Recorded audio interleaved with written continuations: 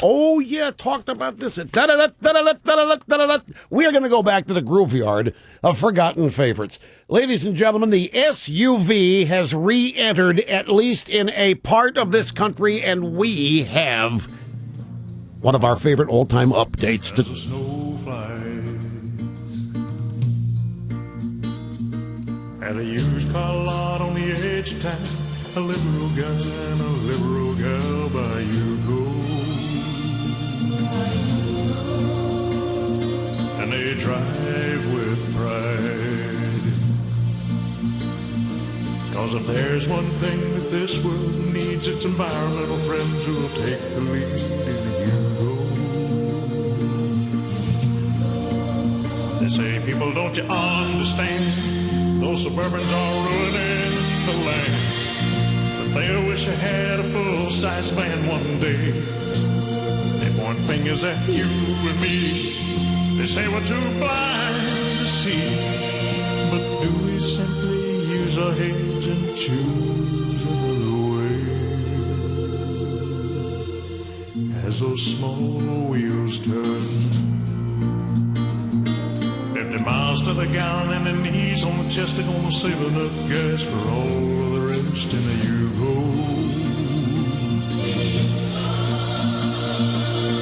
Then one day on the interstate, they suddenly lose control.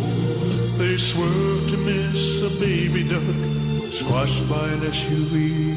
Now they're out of luck, but they drove with pride. They drove with pride out there. And as the crowds drive past a little flat car, they know they saved a lot of gas, but they didn't get far.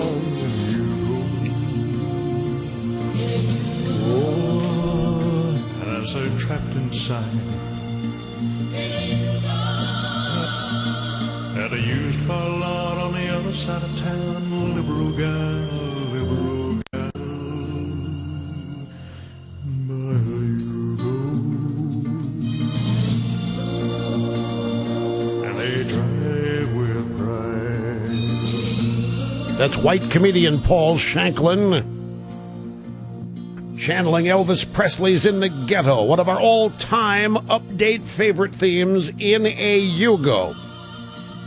Now, this goes back to the mid-90s. Sierra Club issued their first report on the SUV as a destroyer of the climate.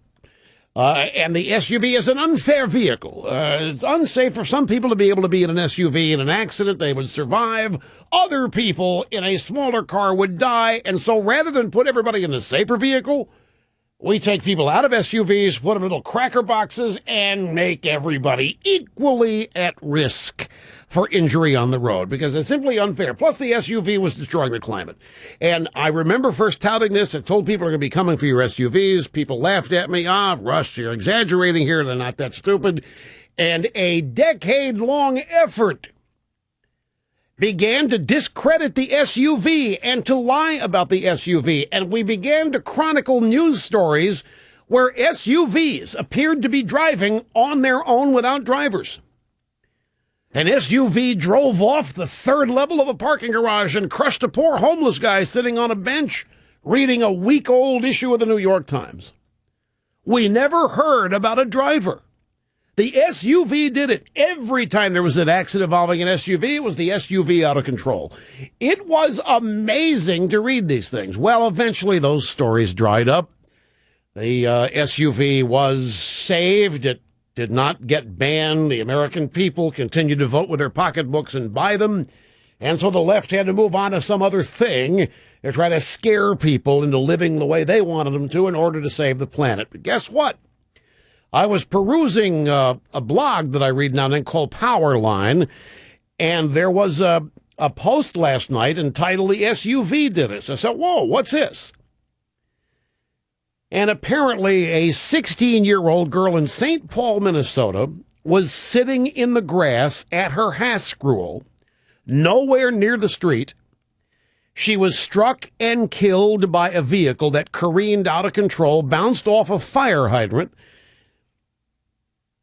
The vehicle was driven by an illegal immigrant who has been in Minnesota for 10 years without ever having a driver's license. He was known to local authorities, having been convicted of drunk driving in 2001 and driving without a license just a few months ago. But the immigration laws are not enforced in St. Paul, Minnesota. So the St. Paul Pioneer Press yesterday reported on the funeral of 16-year-old Clarice Grime. That's the name of the little girl that died. Pioneer Press reporting on her funeral. This was the headline: St. Paul teen killed by SUV remembered at her funeral. Killed by SUV. It's an oldie but a goodie. These stories happened every day for a 10-year period, starting in the late 90s into the mid-70s. And then in the second paragraph of the story, Clarice Grime run over by an out-of-control sport utility vehicle. Was Martha Tameen, whatever the last name, I can't pronounce it, only child. Run over by an out-of-control SUV. You had to read to the end of the story to find out who the driver was. That he was an illegal immigrant. And that's why they left it. The people who put the story together left out the fact there was a driver for two reasons. A, the SUV did it. There is still, laugh at me all you want, there is still in mainstream liberalism bias against SUVs, except when they have one to get their families around, but not for you. There's a bias against SUVs. They're killers by virtue of their very existence. And this one was driven by an illegal. I can't have people find that out. That. We don't want any bad vibes out there about illegal aliens, so we'll hide the fact. So the SUV did it. Haven't seen a story like this, I can't tell you in how many years.